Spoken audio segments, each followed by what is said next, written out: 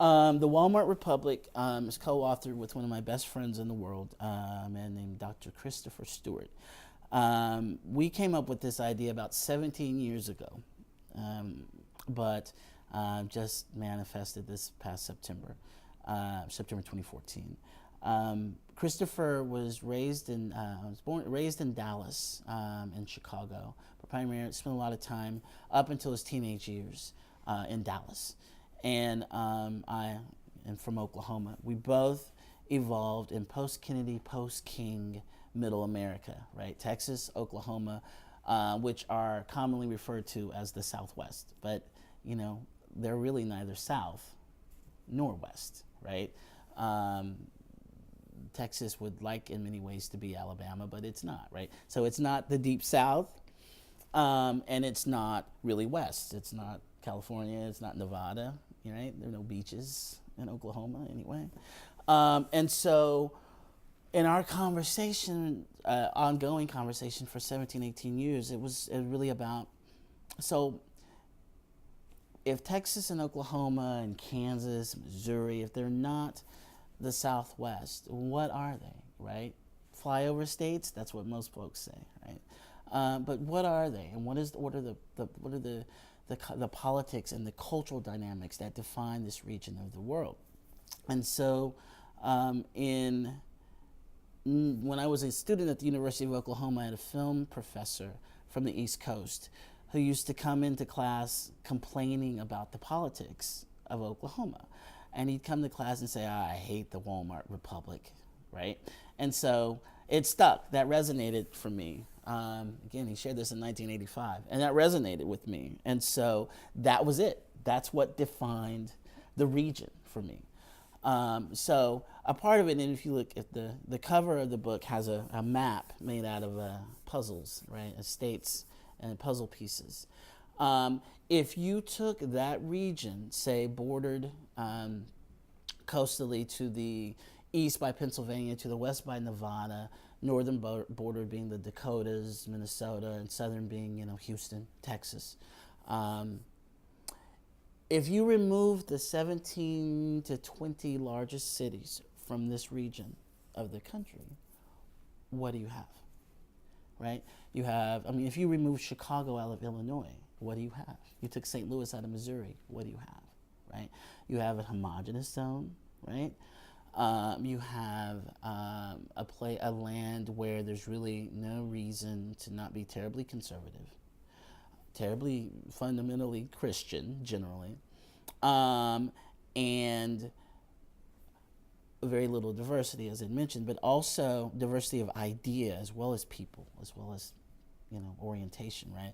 And you also have the demise of the independent businesses, right? Which is already happening. So Walmart, literally and figuratively, becomes a shopping center, community center, cultural center. We meet there for church. We meet there for coffee. It becomes, and in the process, it takes over the businesses in the area, right? Mom and pop stores die. They're dying now. And so it's this homogenization of the country, and then most specifically the middle of the country, right? I mean, if Walmart were itself a country, I think their GDP would be equal to the 7th in the world, right? It's a lot of money, it's a lot of power, it's a lot of political might, a lot of economic might. And then, you know, to go into their hiring practices and so on and so forth is a whole nother conversation. But Walmart represents this for us, this idea, right? And so that was it for us. That was the name of the book. I pulled it from the recesses of my memory from those hazy days at OU. But because we are from it, we are of it, the poems don't just denigrate it. The poems don't just beat it down, this area, because we'd be beating ourselves down too. So in some of the poems celebrate this region, this ideology or these ideologies. Some of the poems question these, you know, the region in this way of thinking. We poke fun at ourselves, um, and we ask a lot of questions. But it's very much an ongoing conversation between a black man and a white man about race and class. And he is one of the few uh, white folks that I know with whom I can have an open conversation about race and class, right? And if more of us could do that, we'd be in a much better place, right? All right, so from the Walmart Republic, co-authored with Christopher Stewart, published in September of 2014 on my 50th birthday. The second section in the book is a series of short poems that I wrote called the Bible Belted series, and I'll read the last two in that series. Bible Belted History.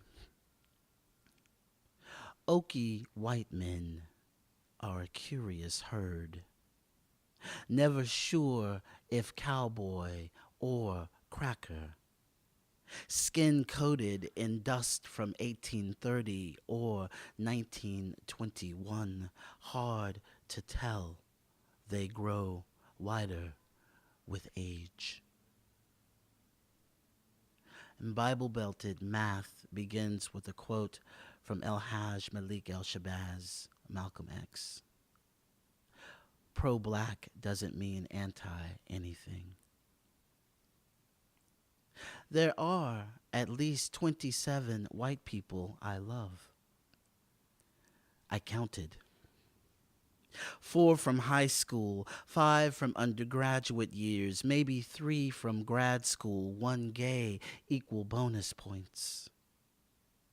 And an assortment of compelling melanin-deprived miscreants in Chicago and countrywide. 2 brothers in the afterlife remain why I add rather than subtract.